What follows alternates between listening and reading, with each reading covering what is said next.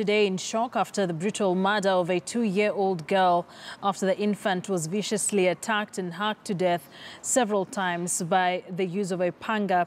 The incident, which took place Thursday evening, has left one woman battling for her life at the Olkalau County Hospital. Timothy Otieno now reports on the attack that is suspected to have been instigated by the infant girl's uncle. The young girl's lifeless body is wheeled into the Olkalau County Hospital mortuary, even as the shock on the residents' faces tell a horrific tale that saw this man, 24-year-old Joel Gashau, attack his 3-year-old niece as well as his own mother. Mwendo wa kama saa 2 siku yako nyumbani, ninaitwa kasini.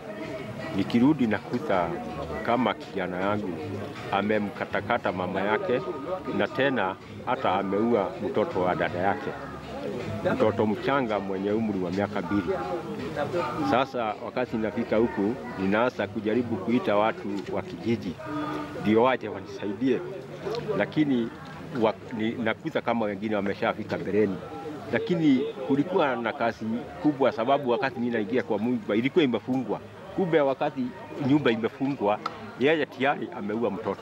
After repeatedly hacking the child and his own mother, who had come to save the baby, Joel later attempted to commit suicide by slitting his throat before villagers saved his life and turned him over to the police. The slit has been repaired, and he is stable. We are likely to observe him in our wards after we are done with the repairs and dressing of the wounds.